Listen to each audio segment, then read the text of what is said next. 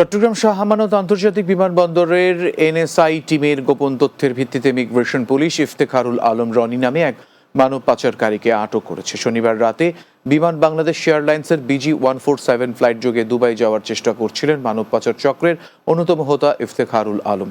তিনি ফেনীর ফাজিলপুরের মহসিনা বেগম ও নূর জামানের ছেলে। তার বিরুদ্ধে মানব পাচারের একাধিক মামলা রয়েছে।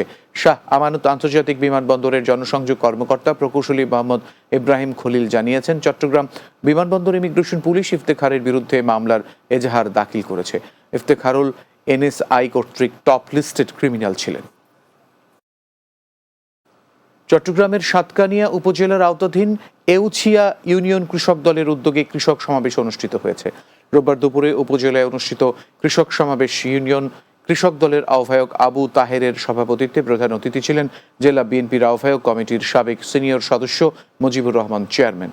এ সময় বক্তব্য রাখেন জেলা কৃষক দলের আহ্বায়ক মোহাম্মদ মহসিন চৌধুরী রানা, জেলা কৃষক দলের সিনিয়র যুগ্ম আহ্বায়ক মোহাম্মদ সালাউদ্দিন সুমন, উপজেলা বিএনপির সাবেক সহ সভাপতি মোহাম্মদ সেলিমুল ইসলাম সহ অন্যরা। চট্টগ্রামের সাতকানিয়ার খাগড়িয়া শফিকুল ইসলাম রাহি দাখিল মাদ্রাসার বার্ষিক সভা ও পুরস্কার বিতরণী অনুষ্ঠিত হয়েছে। রোববার সকালে সাতকানিয়া উপজেলার খাগড়িয়া ইউনিয়নের 4 নম্বর ওয়ার্ডে অবস্থিত শফিকুল ইসলাম রাহি দাখিল মাদ্রাসায় অনুষ্ঠানের আয়োজন করা হয়।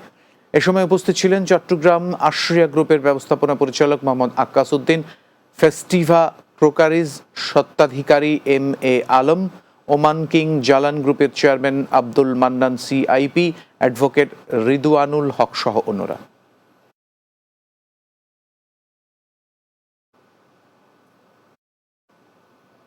রাতের বাংলায় আবারও বিরতি নিচ্ছি, সঙ্গেই থাকুন।